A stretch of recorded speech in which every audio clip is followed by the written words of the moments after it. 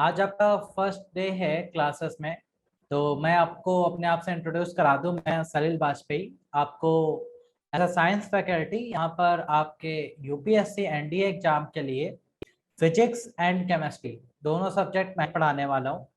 और physics and chemistry के अगर पॉइंट ऑफ व्यू से देखा जाए आपके एग्जाम में, तो आपको भी पता है, एनालिसिस आपने भी थोड़ा बहुत किया होगा। मैं भी आपको बता दूं कि टोटल नंबर ऑफ क्वेश्चन जो आते हैं वो आते हैं 40 क्वेश्चन में जो फिजिक्स का क्वेश्चन का रेशियो रहता है वो रहता है 25, और जो केमिस्ट्री का है वो है आपका 15। दोनों को मिलाकर नंबर ऑफ क्वेश्चन बनते हैं 45। पर क्वेश्चन 4 मार्क्स, यानी कि आपके 160 मार्क्स आपके बस इन दो सब्जेक्ट से आ जाते पेपर में। तो भाई दो सब्जेक्ट आपको 160 मार्क्स दे रहे हैं, तो आप समझ सकते हैं इन दोनों सब्जेक्ट की इंपॉर्टेंस कितनी ज्यादा है आपके एग्जाम पॉइंट ऑफ व्यू से। ठीक है, टाइम उतना ज्यादा नहीं है कि हम डिटेल में सारी चीजें बेसिक पढ़ के चले। तो आज आपको पहला क्लास है, तो हम आपको थोड़ा सा स्ट्रेटेजी बता देते हैं कैसे आपको तैयारी करनी है इतने कम समय में। अगर आपने पहले से पढ़ रखा है, आपको रिवीजन करना है तो बहुत बढ़िया। जिनके साथ प्रॉब्लम है, थोड़ा सा पहले से नहीं आता है, बेसिक थोड़ा सा नहीं क्लियर है, वो सारी समस्याएं हैं, तो उनके साथ थोड़ा सा एक्स्ट्रा मेहनत आपको करनी पड़ेगी। ठीक है। अच्छा, कितने लोग हैं जिनको सिर्फ एज अ रिवीजन बेसिस पे चल जाएगा, और कितने लोग हैं बिल्कुल सर बेसिक ही मेरा डाउन है? बताओ भाई जरा, कि आप में से कोई ऐसा जिसका बेसिक ही अभी दिक्कत है, कि सर बेसिक पॉइंट्स नहीं क्लियर हैं, बेसिक चीजें नहीं आती। ओके, तो वैभव जी रिवीजन पे हैं, बहुत बढ़िया। और लोग भाई बताइए जरा हमें। हम नाम किसी का नहीं लेंगे, चिंता मत करो भाई। सिर्फ हमें पता चल जाए उस हिसाब से हम पढ़ाएं। नहीं तो फिर हमें रिवीजन वाले लोग होंगे तो हम ऊपर ऊपर का पढ़ाएंगे, मेन मेन जो एग्जाम में आता है। फिर हमको छोटी छोटी चीजें नहीं बताने वाले। इसीलिए मैं आपसे पूछ रहा हूँ, जैसे आप लोग बताएंगे उस हिसाब से चीजें चलेंगे। ठीक है। ओके, बेसिक क्लियर है, बेसिक थोड़ा सा वीक है, कोई बात नहीं। देखो, आपको सिर्फ बहुत सारे पॉइंट क्लियर कर दें कि आपको यहाँ पे कहानियां या सिर्फ पूरा चैप्टर या कुछ नहीं पढ़ाया जाएगा। मेन मेन चीजें मैं आपको पढ़ा रहा हूँ। दूसरा, मैं आपको साथ में प्रीवियस ईयर पेपर भी सॉल्व कराता चलूंगा। और मेरा टारगेट रहता है कि 2016 से लेकर 21 तक के सारे पेपर मैं आपको सॉल्व करा दूं। तो 16 से 21 तक के अगर आपने क्वेश्चंस लगा लिए, तो मान के चलिए 80% अबव पेपर आपका वहीं से आएगा एट इट इज। आपको कुछ नहीं पढ़ना है। बेसिक नहीं क्लियर है, कोई दिक्कत नहीं, जितना मैं पढ़ा रहा हूँ उतना पढ़ के चले जाओ। आपको 35 से ऊपर ही क्वेश्चन आराम से मिल जाएंगे, कोई दिक्कत नहीं। ठीक है, तो उसी बेसिस पे हम पढ़ेंगे। अब आता है मेन की फिजिक्स में पढ़ें क्या क्या, कि 25 क्वेश्चन आते कहाँ से हैं, क्योंकि सिलेबस तो बहुत बड़ा है। तो सबसे पहले वो समझते हैं कि ये 25 क्वेश्चन आते कहाँ से। सबसे पहला टॉपिक मैं लेकर आया हूँ, चैप्टर की बात नहीं कर रहा हूँ, टॉपिक आपको पढ़ना है। पहला topic physical world and measurement. Physical world और मेजरमेंट में आपका क्वेश्चन या तो यूनिट से आता है या तो डायमेंशन से आता है। अगर इन दोनों से नहीं आएगा तो स्केलर वेक्टर से आता है। स्केलर वेक्टर से चांसेस कम है, यूनिट एंड डायमेंशन से क्वेश्चन लगातार पिछले 4 सालों से पूछा जा रहा है।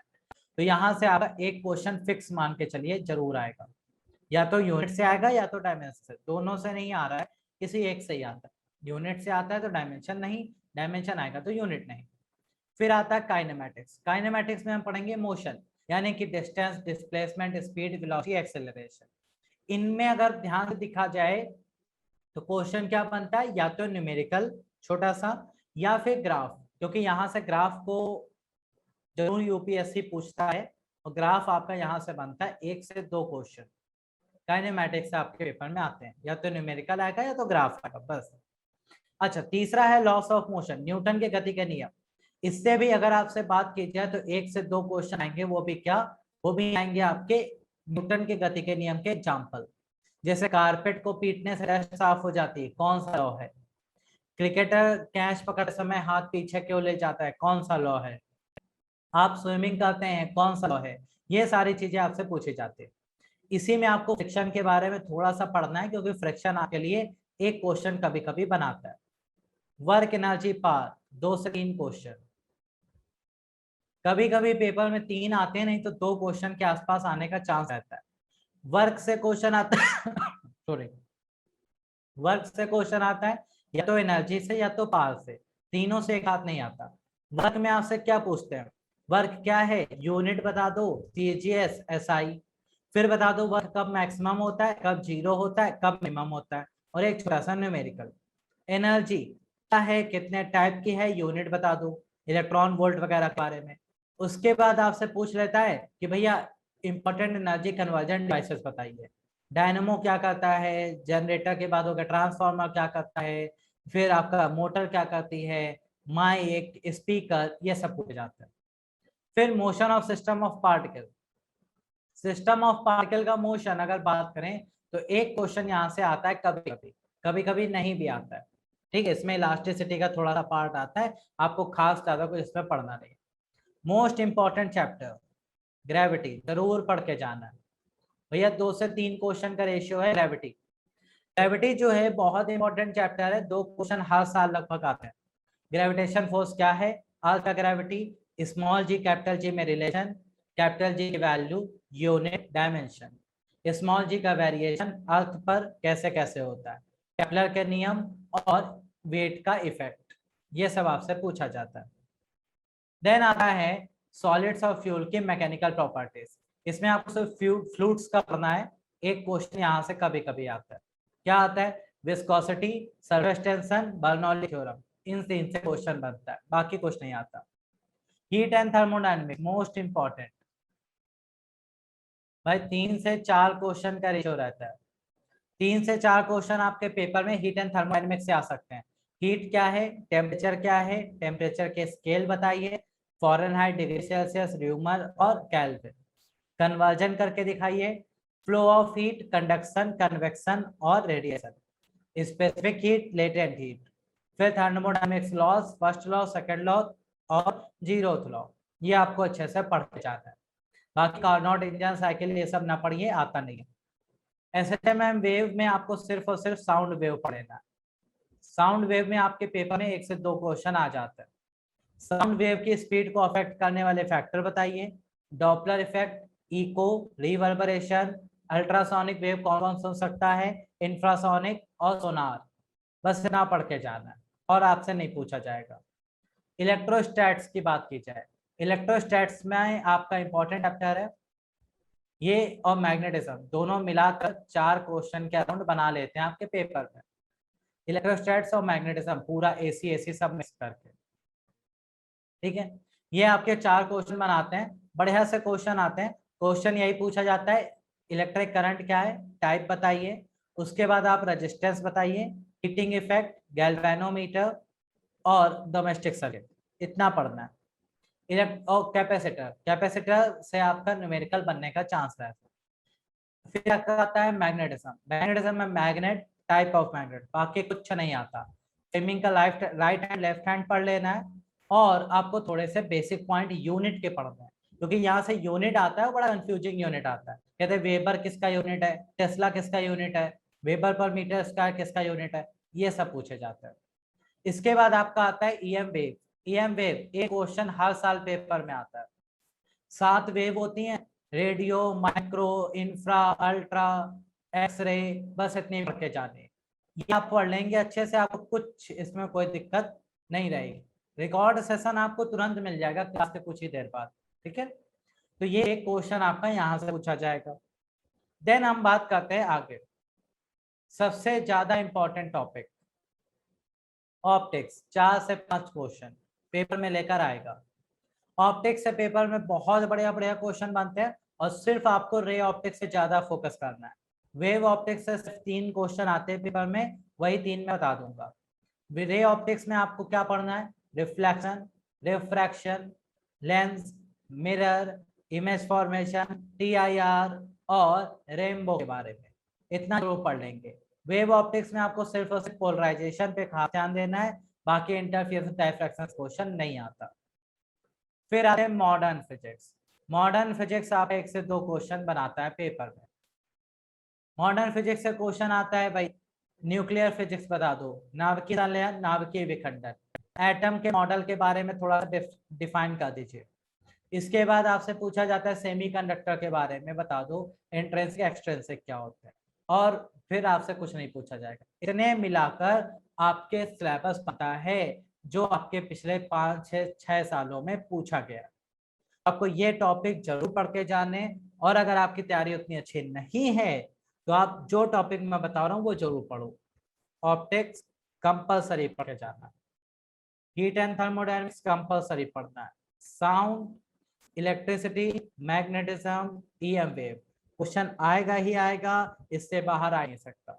Kinematics, unit dimension, work energy power, सिर्फ इतना भी पढ़ के चले, और ग्रेविटेशन, सिर्फ इतना भी पढ़ के चले जाओगे ना, अच्छे खासे नंबर आ जाएंगे आराम से। ठीक है, तो ये तो था आपका किस तरह से आपको चीजें पढ़नी है। समय कम है इसलिए हम स्टार्ट करते हैं अपने टॉपिक को और देखते हैं यूनिट एंड डायमेंशन से कैसा क्वेश्चन पेपर में आता है। ओके, तो यहां तक किसी को कोई क्वेश्चन तो नहीं पूछना है भाई? यहां तक किसी को किसी भी तरह का कोई क्वेश्चन पूछना तो नहीं है? क्लियर है आपको? मॉक टेस्ट आपको मिल जाएंगे, अवेलेबल है। अभी आज आपका क्लास स्टार्ट हुआ है, आज ही से शाम तक अवेलेबल हो जाएंगे, आप मॉक टेस्ट वहां पर दे सकते हैं। ठीक है, चलिए अब बात करते हैं यूनिट्स एंड डायमेंशन, हमारा पहला टॉपिक। यूनिट्स एंड डायमेंशन से आपको क्या क्या पढ़ना है? फिजिक्स क्या है, क्वांटिटीज कितने तरह की हैं, फंडामेंटल डिराइव्ड, इसके बाद इंपॉर्टेंट यूनिट्स और डायमेंशन फॉर्मूला। चलो, फिजिक्स क्या है? सिंपल सी एक लाइन की डेफिनेशन है, जहां पर मैटर, दुनिया में दो ही चीजें होती हैं, एक मैटर और एक एनर्जी। तो मैटर और एनर्जी के बीच होने वाले इंटरेक्शन को स्टडी किया जाता है, वही फिजिक्स है। जहां पर पदार्थ और ऊर्जा के बीच संबंध है और उनके बीच होने वाली अभिक्रियाओं को स्टडी करेंगे तो वो आपकी भौतिक विज्ञान यानी कि फिजिक्स कहलाता है। बिल्कुल सिंपल सी लैंग्वेज में आंसर है। अच्छा भाई, अब आते हैं क्वांटिटीज। फिजिक्स में जो राशियां हैं वो दो प्रकार की बनाई गई, एक फिजिकल और एक नॉन फिजिकल। फिजिकल वो हैं जो मेजर की जा सकती हैं,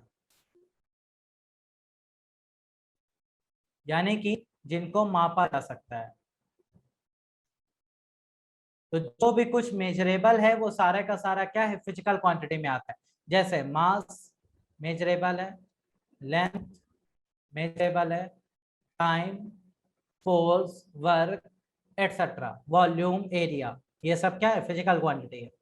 नॉन फिजिकल दूसरे टाइप की क्वांटिटी है जो नॉन मेजरेबल है।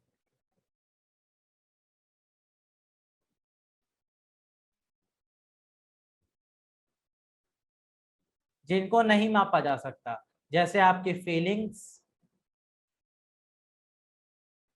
ठीक है, आपके मन में चल रहे थॉट्स, ये सारी चीजें हम लोग नहीं नाप सकते, इसलिए ये नॉन फिजिकल आती है। हमें नॉन फिजिकल नहीं पढ़ना है। अब बात आती है फिजिकल क्वांटिटीज के मेजरमेंट को लेकर। फिजिकल क्वांटिटीज को जब मेजर करने की बात आई थी मार्केट में, तो भाई मेजर करने का दिमाग लगाया गया कि चलो सभी फिजिकल क्वांटिटी मापी जाए। फिर बाद में जरूरत पड़ी कि मापने के लिए हमें एक स्टैंडर्ड चाहिए, बिना उस स्टैंडर्ड के हम चीजों को नहीं मेजर कर सकते। उसी स्टैंडर्ड को हम लोग यूनिट कहते हैं, यानी कि मात्रक कहते हैं। तो यूनिट बनाने की जिम्मेदारी किसको दी गई? सीजीपीएम को। सीजीपीएम एक संस्था है जो कि वेट एंड मेजरमेंट करती है, और वो संस्था का ही काम है कि मात्रक आप ही बनाएंगे। ठीक है भाई। अच्छा, सीजीपीएम ने जब मात्रक बनाने की सोची तो उन्होंने दिमाग लगाया, उन्होंने कहा अलग अलग राशियों के अलग अलग मात्रक बनाएंगे, बड़ी दिक्कत होगी। उन्होंने क्या किया? उन्होंने फिजिकल क्वांटिटी को दो पार्ट में ब्रेक कर लिया। कौन कौन सा? एक फंडामेंटल फिजिकल क्वांटिटी यानी कि मूल राशियां, और दूसरा डिराइव्ड यानी कि व्युत्पन्न राशियां। मूल राशियां उन्होंने कहा जो इंडिपेंडेंट है, तो किसी पर डिपेंड नहीं करती, और कितनी बनाई? 7।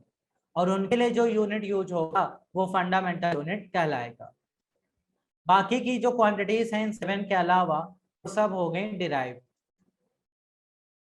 और डिराइव्ड आपकी बहुत सारी है, उसको हम जैसे जैसे आती जाती है वैसे वैसे लिखते जाते हैं, और इनके जो यूनिट कहलाते हैं वो डिराइव्ड यूनिट कहलाते हैं। ओके भाई। अच्छा, तो हमने फिजिकल क्वांटिटीज को दो कैटेगरी में बांट लिया, फंडामेंटल मूल राशियां जिनके यूनिट होंगे फंडामेंटल यूनिट, दूसरे डिराइव्ड क्वांटिटीज, व्युत्पन्न राशियां, जिनका यूनिट कहलाएंगे डिराइव्ड यूनिट।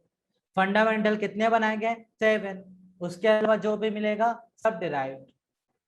अब यहाँ पर आपको नोट्स अवेलेबल है, आप घर पे पढ़िएगा आराम से।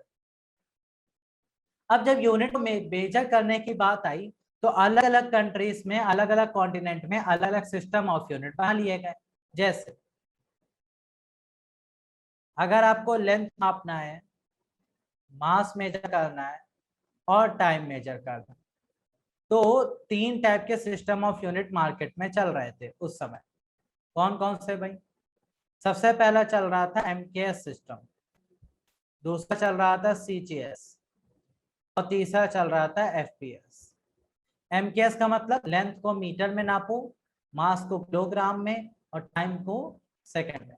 MKS metre kilogram second. CGS कह रहा था नहीं, हम तो सेंटीमीटर ग्राम और सेकंड यूज करेंगे, सेंटीमीटर ग्राम सेकंड सीजीएस। फिर एफपीएस ने कहा मैं तो फुट पाउंड और सेकंड यूज करूंगा। अब अलग अलग जगहों पे अलग अलग सिस्टम ऑफ यूनिट है। पता चला इंडिया में केजी चला है, ब्रिटेन चले गए वहां तो पाउंड में माप रहे हैं, तो दिक्कत हो रही थी मेजरमेंट को लेकर। तो फिर सीजीपीएम ने क्या किया? एसआई सिस्टम बना लिया। एसआई सिस्टम कब एप्लीकेबल हुआ? 1960 में। ये पेपर में आ चुका है क्वेश्चन, तो ध्यान रखिएगा 1960 में। एसआई सिस्टम जो 1960 में आया, इसका फुल फॉर्म क्या था? International system of units, SI. इसने कहा कि मेरे सिस्टम में जो मेजरमेंट होगा वो पूरे इंटरनेशनल लेवल पे एक्सेप्टेबल होगा, उसमें आप कोई चेंज नहीं कर सकते। तो इन्होंने मास के लिए किलोग्राम डिसाइड किया, लेंथ के लिए मीटर डिसाइड किया और टाइम के लिए सेकंड डिसाइड किया। इस तरह से और भी 7 के लिए इन्होंने नाम बना लिया।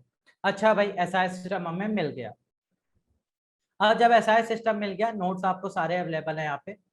फिर बात आती है कि वो 7 टाइप के जो फंडामेंटल हैं वो हैं कौन कौन से। तो 7 फंडामेंटल क्वांटिटीज और उनके एसआई यूनिट क्या है, ये आपको अच्छे से याद रखने, यही आपके पेपर में डायरेक्ट पूछा जाता है। तो सबसे पहले फंडामेंटल क्वांटिटी है लेंथ, लंबाई, जिसके लिए एसआई यूनिट बनाया गया मीटर। दूसरा है मास, द्रव्यमान, एसआई यूनिट बनाया गया किलोग्राम। टाइम, समय, यूनिट सेकंड। इलेक्ट्रिक करंट, विद्युत धारा, SI unit ampere. Thermodynamic temperature, तापमान, एसआई यूनिट केल्विन होता है, डिग्री सेल्सियस मत लगाना, ठीक है। ल्यूमिनस इंटेंसिटी, ज्योति तीव्रता।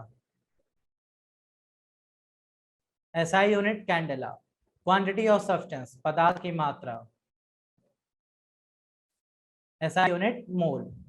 तो ये 7 फंडामेंटल क्वांटिटीज हैं और ये इनके 7 यूनिट है।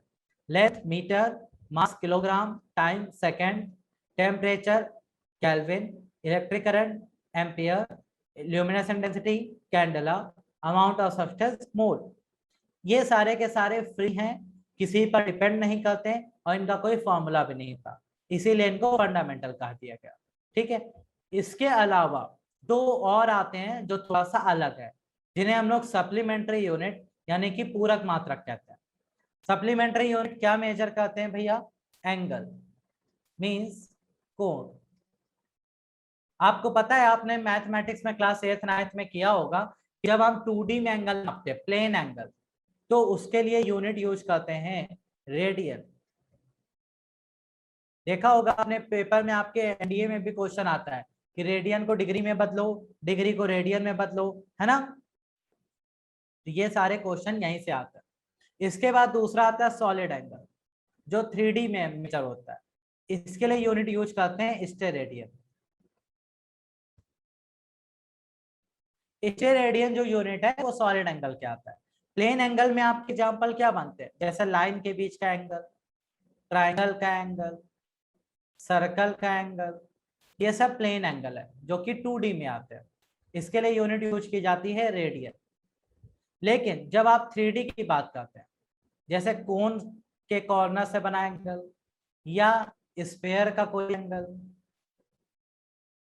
स्फेयर जब एंगल बनाता है, तो ये जो एंगल बनते हैं ये आपके स्टेरेडियन में नापे जाते हैं, क्योंकि ये 3D एंगल होता है और ये आपके स्टेरेडियन में मेजर किए जाते हैं, दोनों के अलग अलग यूनिट। ओके, अब यहाँ से क्वेश्चन आता है पेपर में।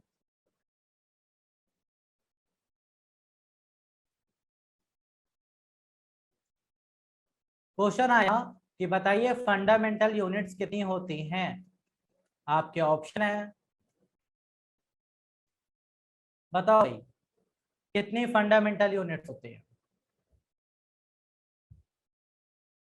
मूल रूप से भौतिक राशियां कितनी हैं।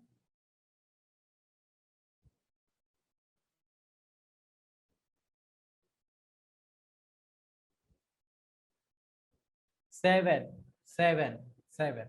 ओके, करेक्ट आंसर है 9। अब आप कहोगे सर कैसे। देखो भाई, एक्चुअल में होता क्या है, ये जो आपकी सप्लीमेंट्री यूनिट्स होती हैं, रेडियन और स्टेरेडियन, एक्चुअल में ये जो होती हैं ये भी आपकी किस में यूज की जाती हैं, फंडामेंटल के फॉर्म में ही स्टडी की जाती है। अगर आपसे ये क्वेश्चन पूछा जाता है और ऑप्शन में 9 नहीं है तो आंसर 7 सही है।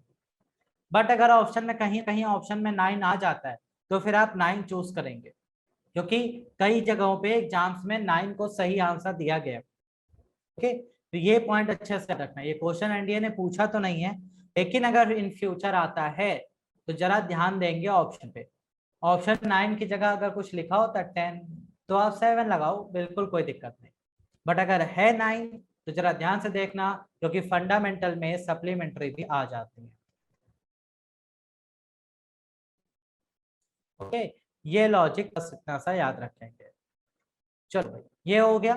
अब फंडामेंटल के बाद जितनी भी बचती हैं, इन 7 को छोड़ के और ये 2 छोड़ के सारे के सारे डिराइव्ड हैं। क्यों? क्योंकि वो किसी ना किसी तरह फंडामेंटल पर डिपेंड है और इनके पास फॉर्मूला होता है। जैसे एरिया, एरिया की बात करें तो लेंथ इंटू विड्थ फॉर्मूला भी है और यूनिट होती है मीटर स्क्वायर। तो मीटर लेंथ से ही तो आया है, इसलिए एरिया क्या है, डिराइव्ड यूनिट है। फोर्स, फोर्स बराबर क्या होता है, एम इंटू ए, यूनिट किलोग्राम मीटर पर सेकंड स्क्वायर। क्या है, फंडामेंटल से ही तो आई है, इसलिए ये डिराइव्ड यूनिट कहलाती है। तो फंडामेंटल डिराइव्ड कितनी होती हैं, क्या डिफरेंस होता है, वो सारी चीजें हमने यहाँ पर सीख ली भाई। ओके, यहां तक किसी को कोई समस्या या कोई डाउट तो बताओ भाई।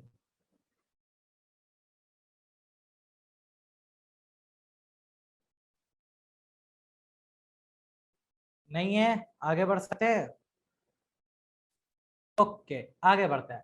अब आते हैं कुछ स्टैंडर्ड यूनिट्स पे जो आपके पेपर में डायरेक्ट पूछी जाती हैं, जिनका वैल्यू बता दो और कहाँ यूज होते हैं। तो हम किसके स्टैंडर्ड पढ़ रहे हैं, लेंथ के।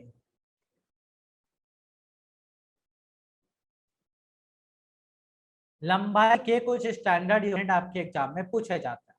हाँ बिल्कुल, पीडीएफ अवेलेबल होगा भैया, जैसे क्लास खत्म होगा आपको पीडीएफ मिल जाएगा थोड़ी देर में, ठीक है। अच्छा, लंबाई के कुछ स्टैंडर्ड यूनिट, जैसे सबसे पहला आता है एंगस्ट्रॉम। एक एंगस्ट्रॉम में कितने मीटर होते हैं, सबको पता है सर, 10⁻⁻10। एंगस्ट्रॉम लंबाई का यूनिट है। कौन सी लंबाई नापने के काम आता है, सर ये लाइट का वेवलेंथ नापता है, लाइट का लैम्डा यानी कि वेवलेंथ। अच्छा भाई, तो अगर आपको लाइट का वेवलेंथ मेजर करना है तो आप क्या यूनिट मेजर करेंगे, एंगस्ट्रॉम का यूज कर लेंगे। ठीक है, अलग अलग लंबाई के लिए अलग अलग यूनिट यूज होते हैं। जैसे पेन नापना है तो सेंटीमीटर, पेन का निब नापना है तो मिलीमीटर, दीवार नापनी है मीटर, घर से कॉलेज नापना है किलोमीटर। ऐसे ही लाइट का वेवलेंथ नापना है तो एंगस्ट्रॉम, जिसकी वैल्यू मीटर में होती है 10⁻⁻10। इसके बाद दूसरा आता है फर्मी। फर्मी बहुत इंपॉर्टेंट है, 10⁻⁻15 मीटर होता है। क्या नापता है भाई, रेडियस ऑफ न्यूक्लियस, नाभिक की त्रिज्या इसी रेंज की होती है। पेपर में एनडीए ने क्वेश्चन पूछा कि बताइए कि न्यूक्लियस का जो रेडियस है, नाभिक की जो त्रिज्या है, वो किस रेंज में आती है, तो 1 फर्मी की रेंज में आती है। क्यों? क्योंकि ताबे की त्रिज्या 10⁻⁻15 मीटर के आसपास होती है, इसलिए वो 1 फर्मी में आती है। तीसरा नैनोमीटर, 1 नैनोमीटर में कितने मीटर? 10⁻⁻9। नैनोमीटर क्या काम करता है भाई? ये भी लेंथ नापता है। किसकी? ये भी लाइट के वेवलेंथ, यानी कि लाइट का लैम्डा मेजर करता है, साथ में नैनो पार्टिकल्स को भी नापता है। ओके, तो वहां पर इसका यूज किया जाता है नैनोमीटर का। अच्छा भाई, आगे बढ़ते हैं। नैनोमीटर के बाद कुछ और स्टैंडर्ड आते हैं, जैसे आपसे पूछा जाए picometre. Picometre, 1 picometre equals to 10⁻⁻12 मीटर। क्या मेजर करता है भाई? एटॉमिक रेडियस, परमाणु की त्रिज्या। देखो फर्मी जो है वो न्यूक्लियस की त्रिज्या नापता है, और ये नापता है एटम की, यानी कि परमाणु की त्रिज्या को मेजर करता है। ठीक है, इसके अलावा आपको पता ही है 1 माइक्रोमीटर, जिसे माइक्रोन भी कहते हैं, 10⁻⁻6। 1 मिलीमीटर, 10⁻⁻3। तो ये सब छोटे छोटे यूनिट्स हैं जो लेंथ के आपके पेपर में पूछे गए हैं, तो इन्हें अच्छे से याद रखिएगा। ओके, अब आते हैं लार्ज यूनिट पे। लंबाई के कुछ बड़े मात्रक जो आपके पेपर में आते हैं, लगातार 4 सालों से ये क्वेश्चन आ रहा है, लगातार लाइट ईयर का क्वेश्चन लगातार 4 सालों से आपके पेपर में पूछा जा रहा है हर सेट में। क्या है क्वेश्चन? लाइट ईयर, प्रकाश वर्ष। पहली बात, प्रकाश वर्ष किसका मात्रक होता है?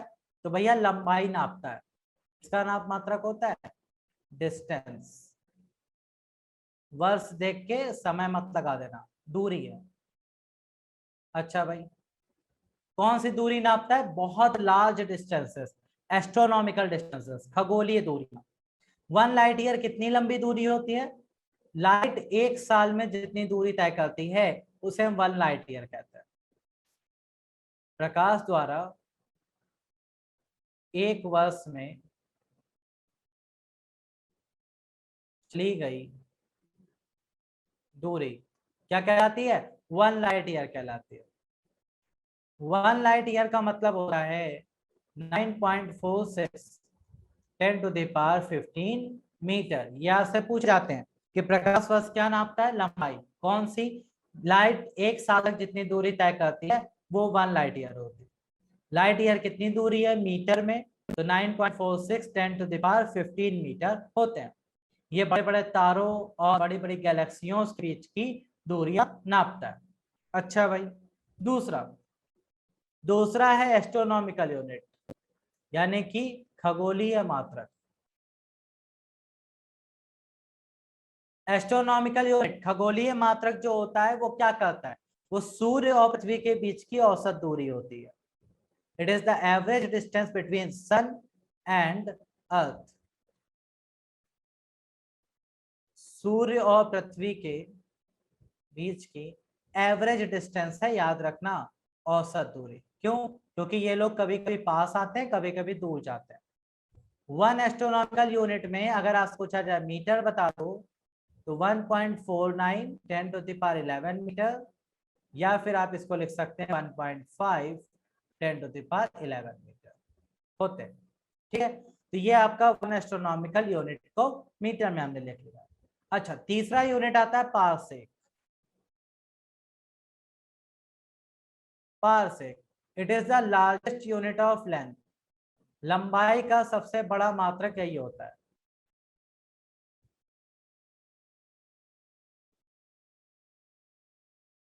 ओके भाई, लंबाई का सबसे बड़ा मात्रक।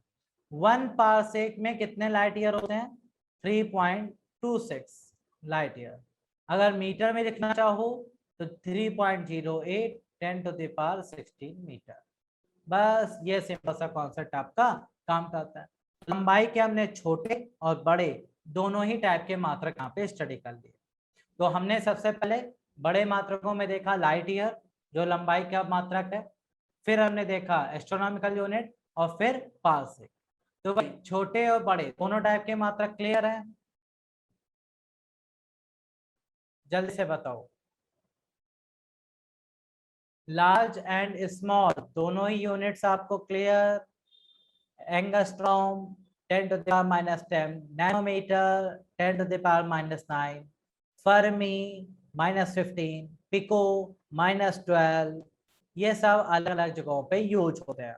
ठीक है, अब इस क्वेश्चन का आंसर दे दो जल्दी से, अगर पीछे कोई समस्या नहीं है तो इस क्वेश्चन का आंसर बताइए।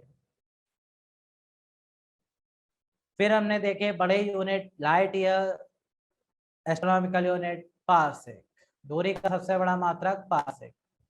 अब आपसे पूछा गया ये पैरालिटिक सेकंड किसका यूनिट है, आंसर कर रहे हैं सर टाइम का यूनिट है।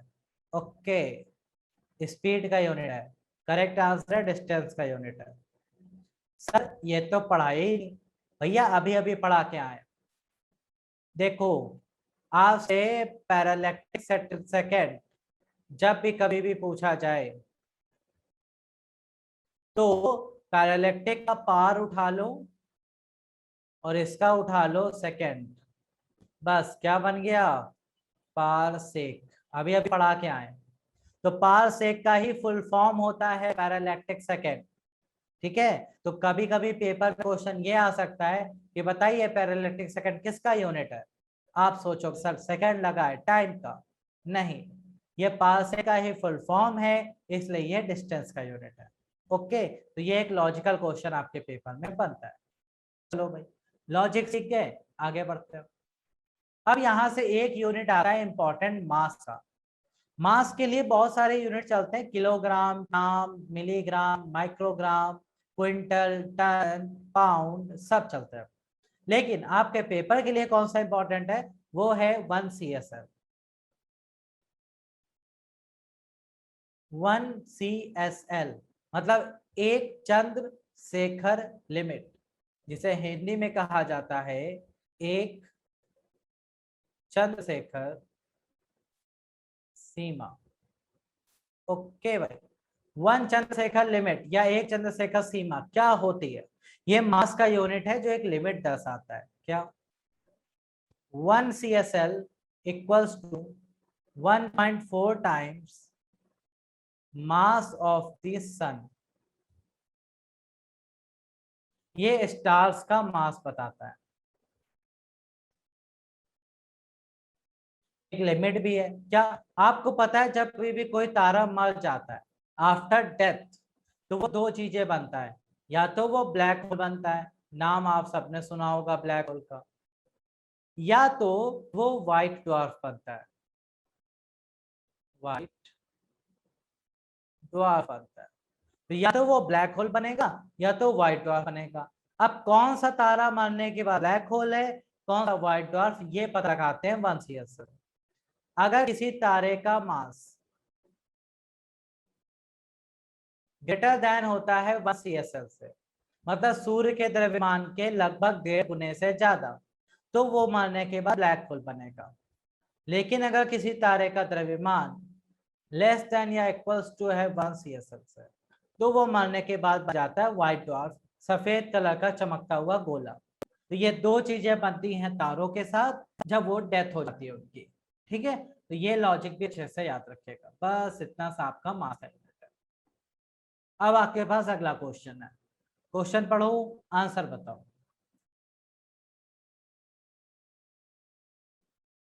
इलेक्ट्रॉन वोल्ट इनमें से किसका मात्रक होता है। वैभव बिल्कुल सही। और बताइए भाई, पोटेंशियल, पोटेंशियल ना भैया, इलेक्ट्रॉन वोल्ट एनर्जी का मात्रक होता है। पोटेंशियल का तो वोल्ट होता है, सिर्फ वोल्ट। चार्ज का तो सिर्फ कूलाम होता है। फोर्स का तो न्यूटन, आप सब लोग जानते हैं। एनर्जी का यूनिट इलेक्ट्रॉन वोल्ट भी होता है, आगे पढ़ाएंगे जब वर्क एनर्जी पार पढ़ाएंगे। ठीक है, अच्छा ये तो हो गए बेसिक यूनिट खत्म। यूनिट में इससे ज्यादा कुछ नहीं आने वाला है, इतनी ही यूनिट है, इतने ही क्वेश्चन है जो आपके पेपर में आते हैं। अब आ जाओ डायमेंशन एनालिसिस करते हैं। डायमेंशन क्या होती है, यूनिट के साथ हम सिंबल लेकर उस पर पार्स चढ़ा देते हैं जो कि डायमेंशन फॉर्मूला बन जाते हैं। डायमेंशन फॉर्मूला क्या काम करता है फिजिक्स में, सबसे पहला फिजिक्स के फॉर्मूला का वेरिफिकेशन, कि फिजिक्स में जो फॉर्मूले आप लोग लिख रहे हैं वो सही है या गलत, उसका पता लगाता है। क्यों? क्योंकि लेफ्ट हैंड साइड का डायमेंशन अगर राइट हैंड साइड के इक्वल है तो फॉर्मूला सही है, अदरवाइज फॉर्मूला गलत है। अच्छा, एक सिस्टम ऑफ यूनिट को दूसरे सिस्टम ऑफ यूनिट में बदलता है। आपके पास एमकेएस में यूनिट है, सीरीज बनाना है, डायमेंशन फॉर्मूला यूज कर लो, तो डायमेंशन के ये सारे काम होते हैं। अच्छा भाई, डायमेंशन बनाया कैसे जाता है? हमेशा इसको कैपिटल लेटर में लिखते हैं, हमेशा कैपिटल लेटर में लिखते हैं। दूसरा, हमेशा स्क्वायर ब्रैकेट के अंदर लिखा जाता है। और तीसरा मोस्ट इंपॉर्टेंट, डायमेंशन डिपेंड किस पर करता है? Depends on units. Dimension formula मात्रकों पर निर्भर करता है, ये पॉइंट अच्छे से याद करिएगा, ये इंपॉर्टेंट है। अब डायमेंशन फॉर्मूला बनाते कैसे हैं? बहुत आसान तरीका। 7 फंडामेंटल आपको पढ़ाया है हमने क्वांटिटी, उसके हमने यूनिट भी पढ़ाए हैं। अब आपको 7 नहीं पढ़ने, आपको सिर्फ पढ़ने हैं 5, इन दो को भूल जाओ, ठीक। डायमेंशन एनालिसिस करने के लिए हमें क्या करना है? जहां कहीं भी मास का यूनिट दिखे, मास का कोई भी यूनिट, तो बस डायमेंशन बनाना है, तो उसकी जगह कैपिटल एल लिख देना, मास के यूनिट की जगह कैपिटल एम लिख देना। कहीं पर भी लेंथ का यूनिट दिखे तो वहां पर कैपिटल एल लिख देना। टाइम यूनिट दिख रहा है तो कैपिटल टी। टेम्परेचर दिख रहा है तो आप थीटा या के कोई भी सिंबल यूज कर सकते हैं। इलेक्ट्रिक करंट के केस में भी आई या ए कोई भी सिंबल यूज कर सकते हैं। बस आपको ये 5 सिंबल याद करने हैं। मास की जगह कैपिटल एम, लेंथ का यूनिट है तो कैपिटल एल, टाइम का यूनिट है तो कैपिटल टी, टेम्परेचर का है तो थीटा या के, और करंट का है तो आई या ए। 3 स्टेप में आप डायमेंशन फॉर्मूला बनाना सीखेंगे। पहला स्टेप, जिसके डायमेंशन फॉर्मूला निकालना है उसका सबसे पहले फिजिकल फॉर्मूला लिख लीजिए, जैसे कि F equals to ma, speed equals to distance upon time, ये सब। फिर उसके यूनिट लिखिए। यूनिट कौन से लिखेंगे? बेसिक वाले जो फंडामेंटल से आए। और फिर यूनिट को हटाकर उसके जगह डायमेंशन सिंबल लिख दीजिए, आपका आंसर है। ठीक है, नहीं समझे? आइए एग्जांपल से समझते हैं। जैसे हमें स्पीड का डायमेंशन निकालना है मान लो, तो हम क्या करेंगे? फर्स्ट स्टेप, स्पीड या वेलोसिटी का फॉर्म लिखेंगे। फॉर्मूला क्या होता है भाई? Distance upon time. फिर इसका यूनिट लेंगे, मीटर पर सेकेंड स्क्वायर। मीटर लेंथ का यूनिट है capital L, upon second time का यूनिट है टी स्क्वायर। ऊपर लेके चले गए,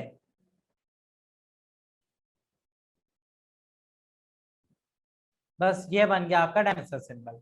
आप एम को मन चाहो लिखो, मन चाहो ना लिखो, कोई दिक्कत नहीं, आप ऐसे भी डायरेक्ट छोड़ दो तो सही है। L T minus two, T minus two क्यों हुआ? क्योंकि ऊपर गया तो पावर माइनस हो गई। ये लो भाई, स्पीड का डायमेंशन सिंबल तैयार।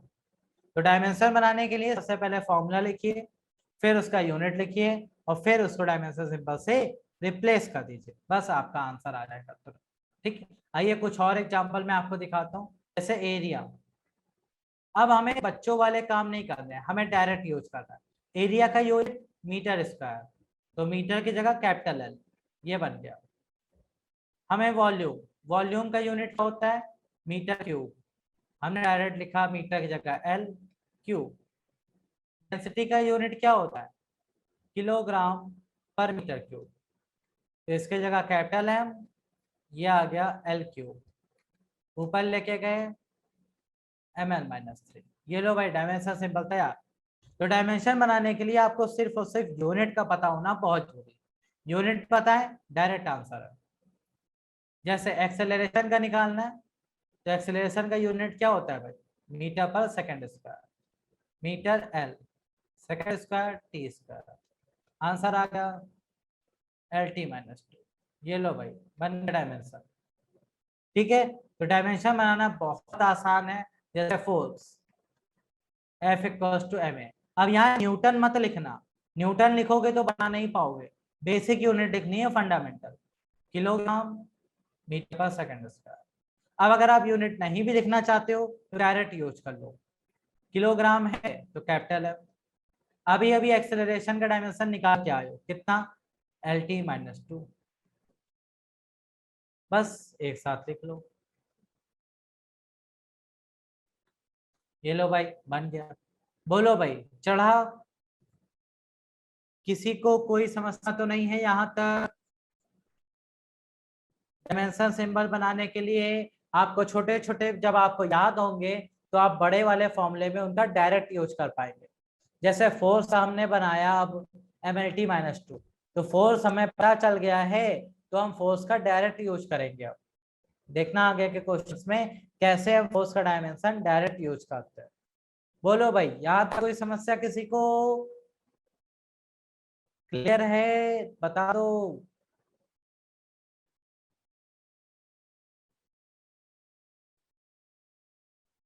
ओके, चलो। अब जैसे वर्क का निकालना है, तो आपको पता है कि W बराबर FD होता है। हाँ भाई, F का डायमेंशन अभी अभी पढ़ के आए हो, MLT-2। D क्या है? दूरी है, मतलब L। तो आंसर क्या आ गया? ML²T-2। आपको पता है वर्क और एनर्जी एक ही सिक्के के दो पहलू होते हैं, जहां वर्क जितना होगा एनर्जी उतनी हिसाब से यूज होगी। तो एनर्जी और वर्क दोनों के यूनिट सेम होते हैं। अगर यूनिट सेम है तो भैया डायमेंशन फॉर्मूला भी सेम होगा। क्वेश्चन पेपर में क्या आता है, कहते हैं ये बताइए कि वर्क और एनर्जी दोनों के डायमेंशन फॉर्मूला सेम है, वो तीसरी क्वांटिटी कौन सी है जिसके डायमेंशन फॉर्मूला वर्क और एनर्जी के समान आते हैं, इक्वल आते हैं? तो वो तीसरी क्वांटिटी कौन है भाई? टॉर्क, मींस बल आघूर्ण। टॉर्क को हम लोग क्या कहते हैं? टाउ से रिप्रेजेंट करते हैं। F क्रॉस D होता है भाई। यहाँ डॉट प्रोडक्ट होता है, वहां क्रॉस होता है, बस इतना सा अंतर है। लेकिन यूनिट और डायमेंशन फॉर्मूला आपके वही आते हैं, ML²T-2। तो तीन क्वांटिटी कौन कौन सी है जिसके डायमेंशन सेम है? वर्क, एनर्जी और टॉर्क। तीनों के डायमेंशन फॉर्मूला बिल्कुल समान। ओके भाई, ये याद रखिएगा। इसके बाद पार यानी कि शक्ति। पार का आप लोग करके दिखाओगे? पार यानी कि शक्ति का डायमेंशन फॉर्मूला आप लोग बना के दिखाएंगे जल्दी से।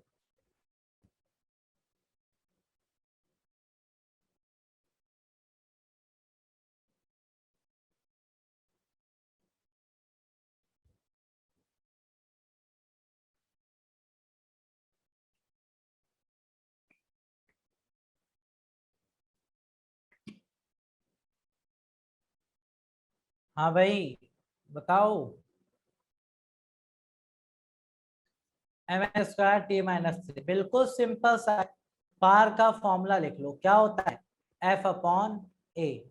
अब आप डायरेक्ट डायमेंशन सिंबल लिखो, यूनिट यूनिट लिखने की कोई जरूरत आपको है नहीं। तो आप डायरेक्ट सिंबल। फोर्स का डायमेंशन क्या होता है?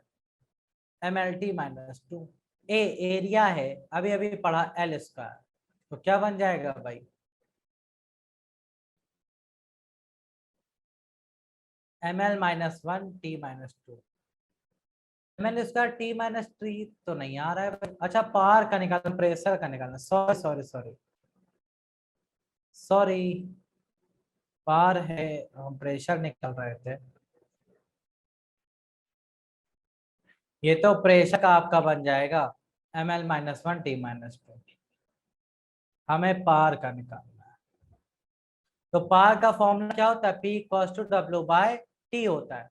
W का भी अभी पढ़ के आए, ML²T-2। नीचे है टाइम यानी कि T। तो क्या बन जाएगा? ML²T-3। ये आपका सिंपल सा पार का डायमेंशन फॉर्मूला बन जाता है। बहुत आसान भाई। अनुज, बिल्कुल सही आंसर है आपका। फिर आता है प्रेशर। तो देखो, अभी अभी प्रेशर निकाल के आपको दिखाया, P=F/A। तो इसका डायमेंशन क्या बनेगा? MLT-2 upon L²। तो ये बन जाएगा ML-1 T-2। ये आपका प्रेशर का बन गया। बिल्कुल सिंपल सा तरीका। प्रेशर के बाद इम्पल्स पूछा जाता है। इम्पल्स क्या होता है? J=F.Δt। F यानी कि MLT-2, डेल्टा टी यानी कि समय T। तो क्या बना भाई? MLT-1। अच्छा, MLT-1 एक और चीज का डायमेंशन फॉर्मूला होता है, किसका होता है भाई? मोमेंटम, यानी कि संवेग। संवेग और आवेग दोनों के डायमेंशन फॉर्मूला समान होते हैं। क्यों? क्योंकि दोनों का आंसर क्या आता है? mlt-1 आता है दोनों अलग अलग चीजें, लेकिन दोनों का डायमेंशन फॉर्मूला सेम आता है। बस ये पॉइंट आपको अच्छे से यहाँ पर दिमाग में बैठा लेना है, क्योंकि सेम वाले भी पेपर में क्वेश्चन आते हैं, कहते बताओ किसका किसका डायमेंशन फॉर्मूला सेम है। ये मोस्ट इंपॉर्टेंट है। Gravitational universal constant most important है, पेपर में आने के चांसेस बहुत ज्यादा है। सबसे पहले ग्रेविटेशनल फोर्स लिखेंगे, फिर यहां से कैपिटल जी का फॉर्मूला बनाएंगे।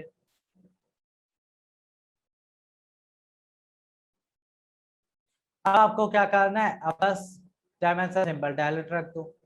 फोर्स का mlt-2 r l square m1 m2 m square, बन गया डायमेंशन। बस अब सॉल्व करना है सिर्फ।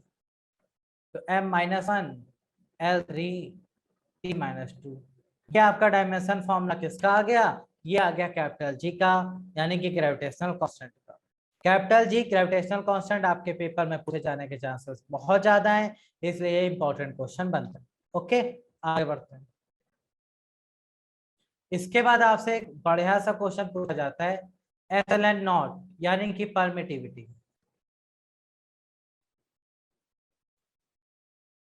क्या परमिटिविटी का डायमेंशन फॉर्मूला क्या होता है भाई? कैसे निकालेंगे? आपको कूलाम सर के बारे में पता होना चाहिए। कूलाम सर ने क्या बताया था फॉर्मूला? F=1/4πε0 Q1 Q2/r²। यहाँ पर आपका जो एप्सिलॉन नॉट है उसके फॉर्मूले को बनाएंगे अगर, तो 4 पाई तो कांस्टेंट है, हटा दो, F r²। ठीक है। अब देखो, अब आपको क्या करना है? सारे वैल्यू रखने, लेकिन सर हमें तो क्यू भी नहीं पता कि क्यू क्या होता है। भैया क्यू इक्वल्स टू फॉर्मूला पढ़े हो बचपन में, आई टी। आई मतलब ए और टी मतलब टी, तो क्यू का डायमेंशन फॉर्मूला हो गया ए टी। बस अब वैल्यू बता दो। तो ऊपर दो क्यू है, तो ऊपर हो जाएगा a² t², नीचे f है तो mlt-2 और r है l²। अब आपको क्या करना है? सॉल्व। तो m-1 okay, l-3 t4 a², ये आपका एप्सिलॉन नॉट का डायमेंशन फॉर्मूला। तो एप्सिलॉन नॉट का डायमेंशन फॉर्मूला भी हमने बनाना सीख लिया, कैसे बनाया जाता है। बोलो भाई, यहां तक क्लियर? किसी को कोई समस्या या कोई कंफ्यूजन है तो अभी पूछ लो भाई। ओके, क्लियर है? आगे बढ़ते हैं। अब ये तो हो गया इंपॉर्टेंट डायमेंशन फॉर्मूला, और ये कैसे काम आते हैं ये आपको समझ में आ गया। यहाँ पे हमने पूरा चार्ट दे रखा है इंपॉर्टेंट डायमेंशन फॉर्मूला का, ये चार्ट एक बार घर पे जरूर देखिएगा, इंपॉर्टेंट है। ठीक है। अच्छा भाई, अब आते हैं डायमेंशन लेस क्वांटिटीज। भैया जिसके पास यूनिट नहीं होगा, अगर यूनिट नहीं तो डायमेंशन नहीं। क्यों? क्योंकि dimension depends on unit. Okay, जैसे आपके पास कोई भी नंबर है, कोई भी ट्रिग्नोमेट्रिक फंक्शन है, पाई, ई, एक्सपोनेंशियल, ये सब के सब यूनिट है सर, इसलिए इनका डायमेंशन भी नहीं है, डायमेंशन लेस है। लेकिन कुछ ऐसे भी हैं जिनके पास यूनिट तो है बट डायमेंशन तब भी नहीं बनता। जैसे एंगुलर डिस्प्लेसमेंट यूनिट है, जूल्स कांस्टेंट यूनिट है, बट अगर आप पूछो कि भैया इनका डायमेंशन बता दो, तो ये डायमेंशन लेस है, इनका डायमेंशन नहीं होता। ये पॉइंट अच्छे से याद रखिएगा। ओके, तो ये होगा डायमेंशन के बारे में। फिर आता है ऐसी क्वांटिटीज जिनके डायमेंशन सेम है, जैसे हमने देखा था वर्क एनर्जी और मोमेंटम के केस में, सॉरी वर्क एनर्जी और टॉर्क के केस में। फिर हमने देखा था इम्पल्स और मोमेंटम के केस में। तो ऐसे बहुत सारे हैं जिनकी फिजिकल क्वांटिटी सेम होती है, जैसे impulse momentum, work energy, torque, angular momentum, Planck constant, angular velocity, frequency, velocity gradient, ये सब के सब आपस में क्या है? इक्वल होता है। ओके भाई, ये याद रखेंगे। इसके बाद आते हैं एप्लीकेशन। तो मैंने आपको एप्लीकेशन पढ़ाई दी है भाई, 3 एप्लीकेशन है। फॉर्मूले का वेरिफिकेशन करना कि फिजिक्स में दिया गया फॉर्मूला सही है या नहीं, एमकेएस को सीजीएस एफपीएस में बदलना, या फिर सीजीएस को एमकेएस में बदलना, ये सारी चीजें, और रिलेशन एस्टैब्लिश करना, फॉर्मूला बनाना। तो फॉर्मूले बना भी सकते हो आप आसानी से, ठीक है। थोड़ी बहुत इंफॉर्मेशन अगर आपको मिल जाए तो आप फिजिक्स के फॉर्मूले भी बना सकते हैं। तो वो बनाने में भी यही हेल्प करता है डायमेंशन फॉर्मूला। ओके भाई, बस इतने छोटे छोटे से पॉइंट्स हैं जो हमें यहाँ पर अच्छे से समझ लेने थे, और आपसे कुछ खास यहाँ पे नहीं पूछा जाएगा, ठीक है। कन्वर्ट करना है एक सिस्टम को दूसरे में, तो मेथड क्या है? सबसे पहले उसका फॉर्मूला लिखिए, फिर उसके डायमेंशन का पता लगाइए, और फिर उसको सीजीएस में कन्वर्ट कर लीजिए। जैसे सिंपल कॉन्सेप्ट है, मैं आपको बताता हूँ। जैसे मान लो लिखा है 1 न्यूटन, हमने कहा 1 न्यूटन को डाइन में बदलिए, कितने डाइन आएंगे? तो आप इसको पहले बेसिक फॉर्मूले में लिख लो चुपचाप, ठीक है। क्या होता है भाई? F equals to ma formula होता है, ठीक। अच्छा, F इक्वल्स टू ma में F जब न्यूटन में होता है 1 न्यूटन, तो वो बनता है 1 kg इंटू 1 मीटर पर सेकेंड स्क्वायर, यही तो बनता है।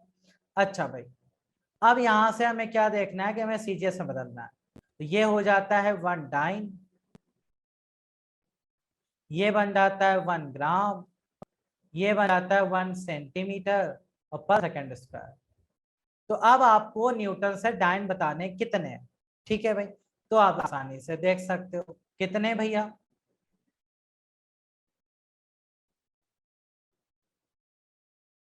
अगर किलोग्राम को ग्राम बनाएंगे तो कितना लिख सकते हैं? 1000 ग्राम लिख सकते हैं। 1 मीटर को सेंटीमीटर बनाएंगे तो कितना लिख सकते हैं?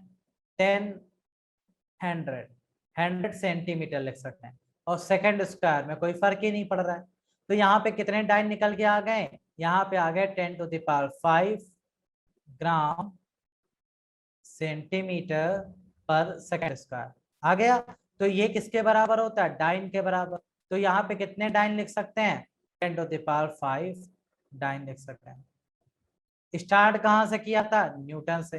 तो 1 न्यूटन में कितने डाइन आ गए? 10⁵ डाइन आ गए। बस ये देखो। अब इसको अगर आप डिटेल में करेंगे तो आप डायमेंशन सिंबल का यूज करके कर सकते हैं। हमने डायमेंशन सिंबल नहीं यूज किए, डायरेक्ट कर लिए। तो इस तरह से कन्वर्जन में भी ये हेल्प करता है। ओके, बाकी हमने आपको यहाँ पर नोट्स दे रखे हैं भाई, ये नोट्स जरूर पढ़ लेना, बहुत इंपॉर्टेंट है। कन्वर्जन जैसे जैसे हम आपको टॉपिक पढ़ाएंगे ना, वैसे वैसे इनका यूज करेंगे, तो वहां तो पढ़ाएंगे ही, लेकिन इनको एक बार देख लेना सारे शॉर्ट में, क्योंकि ये इंपॉर्टेंट है, डायरेक्ट क्वेश्चन यहाँ से बनता है। ओके, तो बस यूनिट एंड डायमेंशन में इतना आप पढ़ना है, इससे बाहर आपसे कुछ भी नहीं पूछा जाएगा। क्लियर भाई यहाँ तक? बाकी आपको क्विज दे रखे हैं हमने घर के लिए, ये क्विज के क्वेश्चन आप घर पे सॉल्व करेंगे, और नेक्स्ट क्लास में हम इनके सॉल्यूशन आपके साथ डिस्कस करेंगे। ओके, तो क्लियर यहाँ तक? किसी को कोई डाउट या कोई पूछना हो तो अभी पूछ लो भाई, जितना पढ़ाया उससे रिलेटेड। घर पे आपको यूनिट डायमेंशन पढ़ना है जितना पढ़ाया है, और ये क्वेश्चन सॉल्व करना है। अगर आपको घर पे डाउट लगे तो आप नेक्स्ट क्लास में हमसे डिस्कस कर सकते हैं। ओके, कोई डाउट नहीं है भाई? तो आज, तो फिर आज का सेशन यहीं पे क्लोज करते हैं। मिलते हैं आपसे नेक्स्ट क्लास में, और इसके आगे का कॉन्सेप्ट आपको काइनेमैटिक्स का वहां पढ़ाएंगे नेक्स्ट क्लास में। ओके गाइस, तो चलिए, thank you so much for watching the class, have a great day, bye.